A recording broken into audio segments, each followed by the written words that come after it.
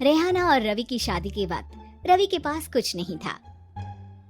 रेहाना, तुमने मुझसे शादी करके एहसान किया है।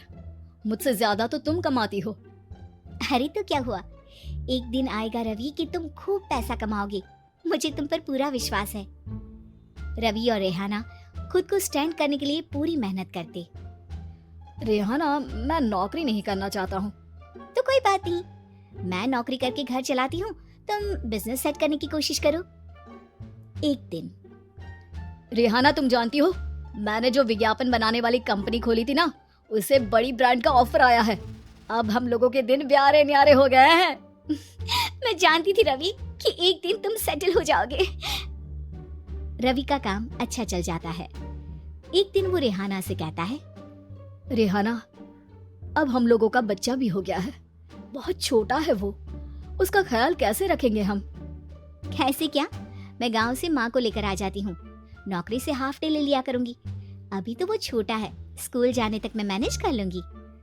देखो रेहाना, मैं अब अच्छा कमा रहा हूँ, तुमको नौकरी करके परेशान होने की कोई जरूरत नहीं है।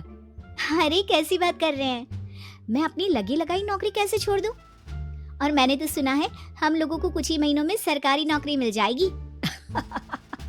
सरकारी नौकरी में कितना कमा लोगी? उतने में तो मैं ड्राइवर रख लूंगा। रेहाना को रवि की बात का थोड़ा बुरा तो लगता है। कम से कम मेरी नौकरी की इतनी बेइज्जती मत करो।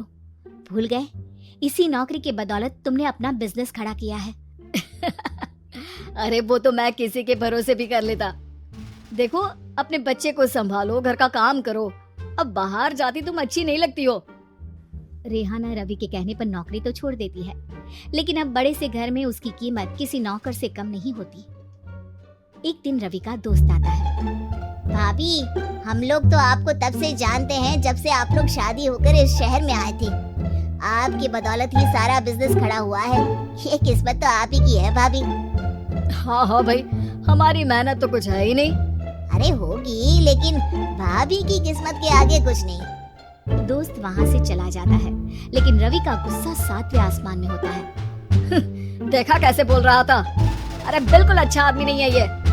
कैसी बात कर रहे हैं आप? प्रशांत भैया तो बहुत अच्छे इंसान है रवि। कैसे उन्होंने हमारे मुश्किल वक्त में हमारा साथ दिया था।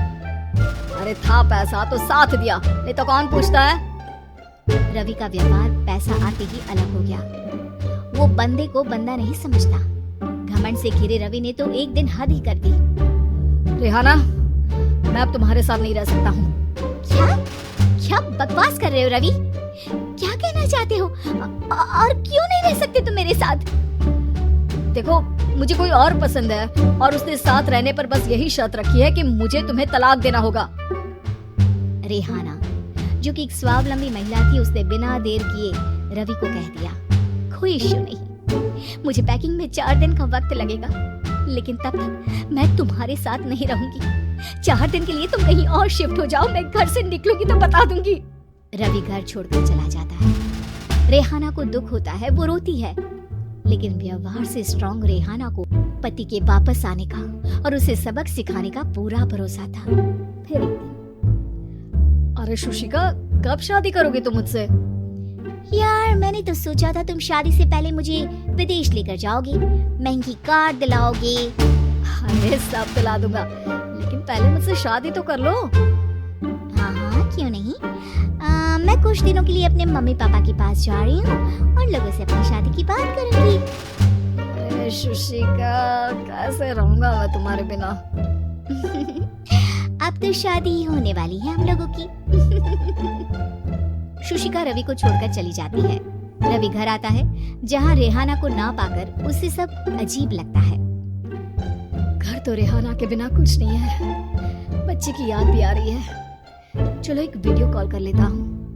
रवि रेहाना को वीडियो कॉल करता है, लेकिन रेहाना फोन नहीं उठाती। रात को सोते वक्त मन कर रहा है मुन्ने को गले लगा लूं। चलो कोई नहीं, शुशिका से शादी के बाद मेरे और भी बच्चे होंगे। अगले दिन रवि ऑफिस जाता है, जहाँ टीना खड़ी होती है। सर, आपने अपने नए ऐड के लिए मॉडल की रिक्वायरमेंट डाली थी ना, मैं उसी के लिए आई हूँ। रवि टीना को देखकर खुश हो जाता है। अब शादी हो गई है तुम्हारी? नहीं सर, बस अच्छा सा हैंडसम और अमीर लड़का देख रहे हैं मेरे मम्मी पापा। रवि के दिमाग से तो टीना को देखकर शुशिका का ख्याल भी खत्म हो जाता है। अरे यार, ये लड़की मिल जाए कितनी सुंदर है। शुशिका तो इसके आगे कुछ नहीं है। क्या तुम्हें ऐसा नहीं लगता कि मुझसे मिलकर तुम्हारी ये खोज खत्म हो गई है? आप तो 2 बच्चों की पापा लग रहे हैं। अरे नहीं नहीं, मेरी शादी तो हुई थी, लेकिन बीवी को किसी और से प्यार था, मुझे छोड़कर चली गई। खैर, टीना की दोस्ती रवि से हो जाती है, लेकिन 1 महीने बाद शुशिका रवि के पास वापस आती है। मेरे मम्मी पापा तुमसे मिलना चाहते हैं, लेकिन उन लोगों को ये मत बताना कि तुम पहले से शादीशुदा हो, और हाँ, शादी से पहले अपनी सारी प्रॉपर्टी तुमको मेरे नाम करनी होगी। अरे पागल, अब मैं तुमसे शादी ही नहीं करना चाहता। भला ऐसी लालची औरत से कौन शादी करेगा? तभी वहाँ टीना आ जाती है। रवि, ये पागल सी औरत कौन है? देखो, तुमने ही कह दिया ना पागल, तो पागल ही है। पता नहीं कौन है, कह रही है शादी कर लो, लेकिन शादी से पहले अपनी सारी प्रॉपर्टी मेरे नाम कर दो। बोल तो सही रही है। वैसे तुम जानती हो, मेरी एक सहेली है, उसके पति ने उसे पैसा आते ही छोड़ दिया, जबकि उसको खड़ा करने वाली ही मेरी सहेली थी।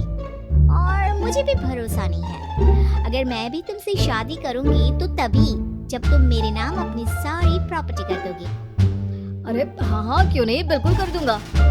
रवि और टीना की शादी की तारीख तय हो जाती है। वो अपनी सारी प्रॉपर्टी के कागज लेकर शादी वाली जगह पर पहुंचता है, लेकिन वहाँ टीना आती नहीं। रवि टीना को मैसेज करता है, कहाँ हो? सॉरी, मैं तुमसे शादी नहीं कर सकती, मुझे तुमसे भी ज्यादा पैसे वाला मिल गया। रवि को गुस्सा आ जाता है। वो गुस्से से सारा डेकोरेशन तोड़ रहा होता है कि वहाँ रेहाना आ जाती है। सर, क्या हो गया? क्या डेकोरेशन पसंद नहीं आई आपको? तुम यहाँ क्या कर रही हो? मैं यहाँ की डेकोरेटर हूँ। क्या आपको पसंद नहीं आई यहाँ की सजावट?